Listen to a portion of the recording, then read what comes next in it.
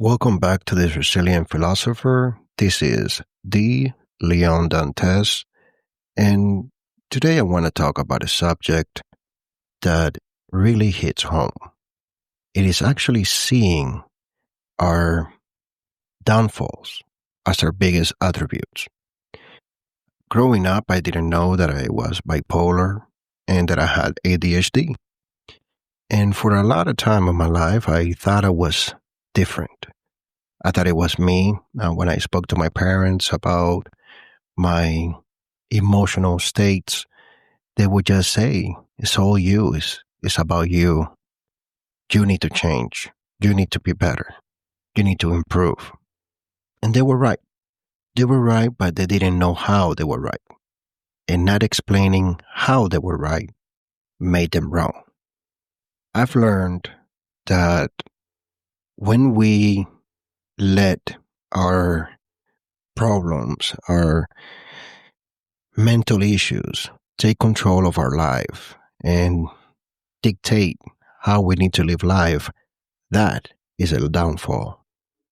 Our mental health is actually our biggest asset, is the best attribute that we can have. Having a mental health awareness brings out the ability to have emotional intelligence.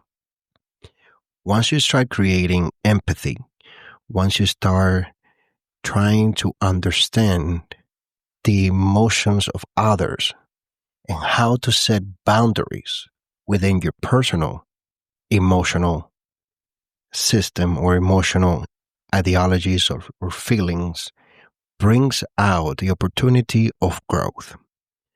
See, I've said it many times before, emotional intelligence does not mean that all of a sudden now you feel the feelings of everybody, you walk in eggshells, making sure you don't hurt nobody's feelings.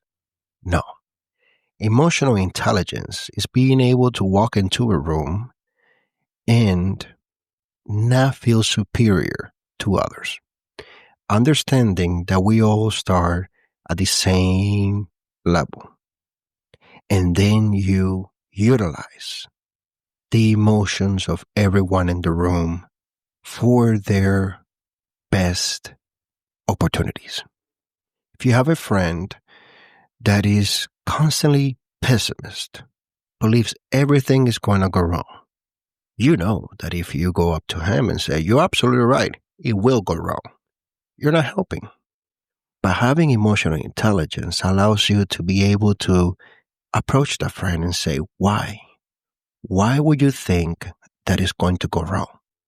What is it inside of you that makes you think that it can happen wrong? What about if it goes right? What can go right? What does it have to happen for you to feel like it went right? Or better yet, create the paradox. If you believe that it's going to go bad and it goes bad, then technically it went good for you because you got what you were expecting. See, those shocks kind of takes a person out of place and starts making them think differently outside the box. Therefore, you utilize a mental issue with something positive. You use their ability to at least see the negative side of things into something positive. And that ability is emotional intelligence. When you are listening to your 5-year-old child, the problem of a 5-year-old child are nothing compared to the problems of an adult. An adult, especially the parent of that 5-year-old, has a responsibility to sustain and maintain life for that child. Has to go to work, has to come up with a paycheck, has to pay the bills, has to feed the child.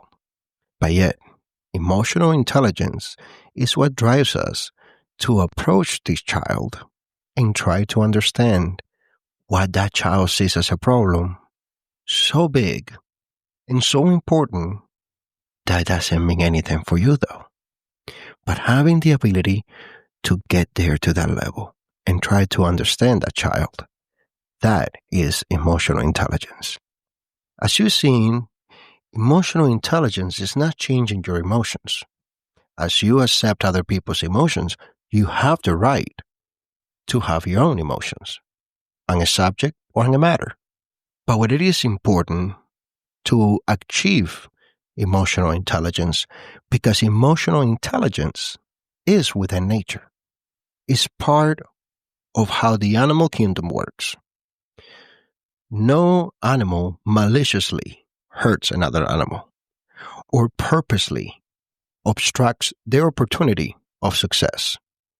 The wolf doesn't walk around the forest and sees a hiding spot for a fox and says, I'm going to bury it so the fox doesn't have a place to sleep tonight.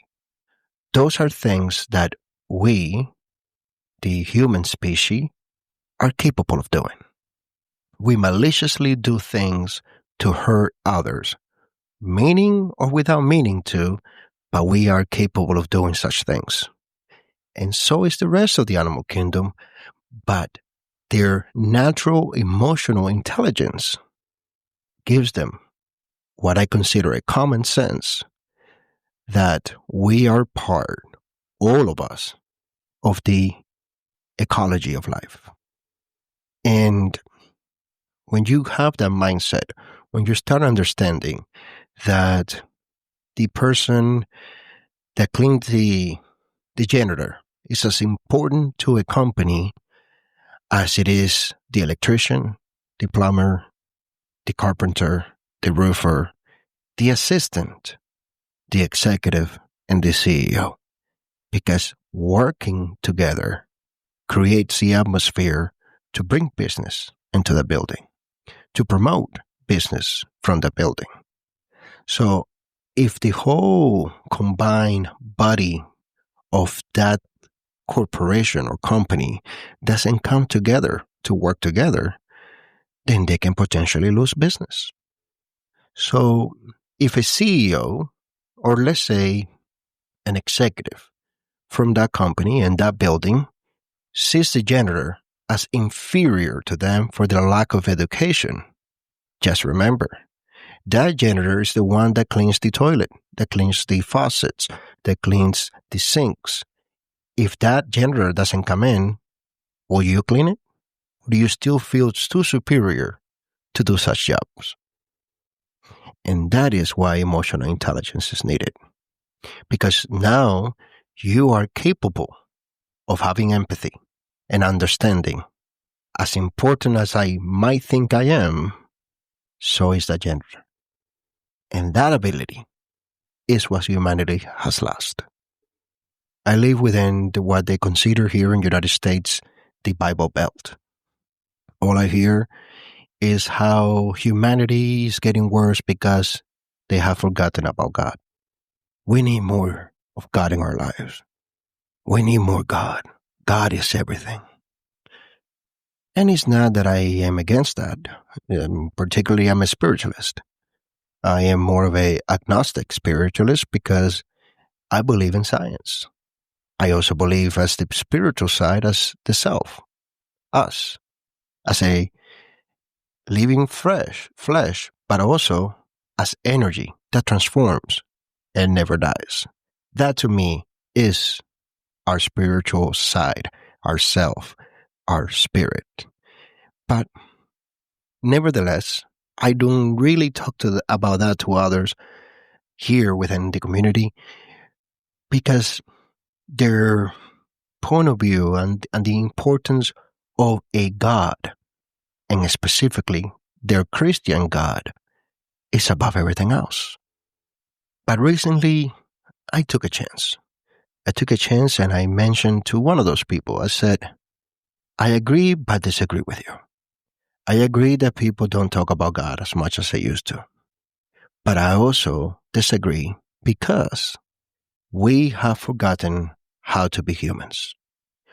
We have forgotten the importance of empathy, the importance of altruism, the importance of doing what's right because it's the right thing to do.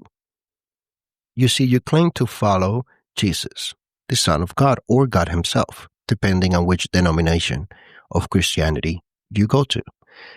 But do you remember that the most important part about Jesus was his leadership style?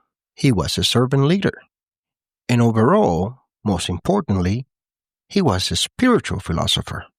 He was not a Christian, as I've spoken in the past, the first episode of season 3. But what's more important to analyze from that is that we have forgotten to do that. We got churches, mega churches here in the United States of America, with pastors that have over $130 million in their bank, wanting private jets, have a airstrip in the back of their mansions or estates. Those are things that Jesus didn't seek. Actually, Jesus did say to a rich man that in order for him to follow Jesus, he had to get rid of his riches. And the man couldn't do it, so he walked away. But yet, you got priests that preach the wealth gospel. Those things don't make sense. The greed that has succumbed to humans is their lust of identity as a species. That is their God. Humans have created God to justify themselves in their point of views. To a millionaire, a billionaire, Jesus was rich. To a poor man, Jesus was poor. And that perspective and the inability of coming together is what really has changed in humanity. Not the lack of God. Before the concept of God, humans were already evolving. Humans were changing in the caves, painting. And when they couldn't, when their self-awareness got to a certain place, when their consciousness got to a certain place, they themselves needed more. And out of that need rose God. But when did we forget how to be humans? We forgot how to be humans because we lost the ability to feel empathy. We lost the ability of doing the right thing because it was the right thing to do. Altruism. And then all of a sudden it was all about, what can I get? What do I obtain from this? How do I get benefited? And by doing so, emotional intelligence slowly drift away. Now, in our days, in the 21st century, in the year 25 or 2025, we're seeing more and more how in the last 20 years, give or take, the glorification of influencers went up the roof. The glorification of TV hosts, music stars, artists went up the roof. We started rewarding fame for intelligence. We started rewarding greed for empathy. And we slowly drifted away from the reality that we are all needed in this world. We are all part of a puzzle that creates the entire human species. And in that puzzle, we are all a piece of it. And we just have to find the right spot where we come together. Once you find that spot, that is when real growth starts to happen. Not when people tell you you're different, you need to change, you need to be different, you don't fit our cookie cutter ideology of what you need to be. No. No, real growth happens when you realize that you're different, but you need to learn how to fit in. You need to learn why you're different. What is it about you that makes you unique? And once you learn that, whether it's good or bad, you build upon it. And if you want to make it good, but your traits is bad, then you have to learn to remove those bad traits and replace them with good ones. And if you feel like you're all good, that you're always being hurt by others because you give too much. Then you need to learn to give less. And the only way you're able to do that is if you keep on seeking knowledge. Knowledge in the sense of not academically, because even though it's good to have an academic knowledge, it is not everything. Academics is not life. Life, when you live it fully, is the best school, and it makes you a philosopher. Learning that it is important to see each other as one is perhaps the best lesson that you can ever learn. And that's not within any books, at least not any academic books. It's not within any religious book, because religions, I should say, they preach to be divided. One of the most divisive religions is Christianity. It has a whole lot of different denominations and a whole lot of difference within the same denomination. Whether you are Southern Baptist or Southern Methodist, I mean, there's such a different layers of denominations and how they work that it's really hard to keep up with them. Do you think a religion that divided can bring people together? How can a book from somebody who believes in such religion bring humanity together? Because even their Lord and Savior tried doing it, and he was crucified. That is why religion is part of the issues of why we have lost empathy. Because we think that just because we assume we're right and that our religion is correct, we feel superior to others. We called savages to the civilizations that were living better than the Spaniards or the English when they came to the Americas. Just because they were not Christians, just because they didn't dress like them, just because they were different. And instead of trying to learn how to live together, they just wanted to suppress them and make them change to their comfort. Make those civilizations change so they will fit into the ideology of the European beliefs, structure, and religion. That showed right there the mist or the growth of what it comes to be lack of emotional intelligence. And leadership, and most leadership books that you will read, the focus will always turn either by word, or I should say either by calling it emotional intelligence or derivatives of that such words, even if they don't call it emotional intelligence, EI, or anything like that. I can tell you, the psychology of leadership is emotional intelligence. It's not IQ as we know it. IQ, even though it's broad, it does not connect to emotions. It's all about logic, patterns, and being rational and thinking outside the box. But emotional intelligence is the hands-on, is the raw side of intelligence.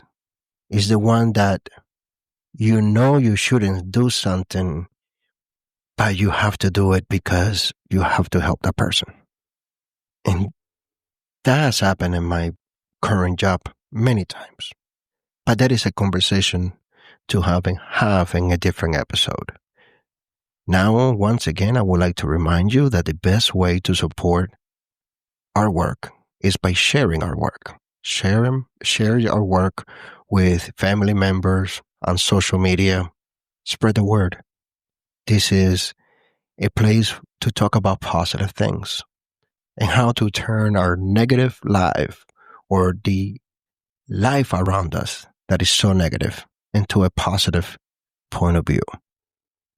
So please share this podcast this episode. And also go to our website, visionleon.com. And there you will find all 3 books that I've written for free in digital format. Now, if you would like a hardcover or a soft paperback cover, then you can go to Amazon and order it there or in Barnes and Nobles as well.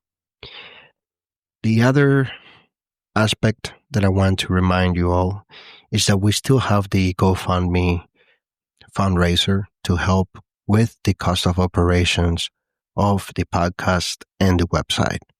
A simple donation, as much as $1, can make a difference. We're trying to come up with a minimum of $1,200, maximum of $4,000. Once that is reached, even though it's still going to be there, any donation will go towards either promoting the podcast or the website. But the most important thing is to hear from you, to get feedback with your comments on this episode or by leaving comments on the website. We all can make a difference. We all have the opportunity to grow every single day by knowing and understanding that every single day is an opportunity to learn something new. It's an opportunity to empower others by removing the excuses and addressing the issues and reasons why we're not successful. To lead is to serve by empowering others and seeing them succeed where we couldn't. But in order for any of that to happen, you must first always show up for yourself. This is Dantes telling you I'll see you next week on The Resilient Philosopher.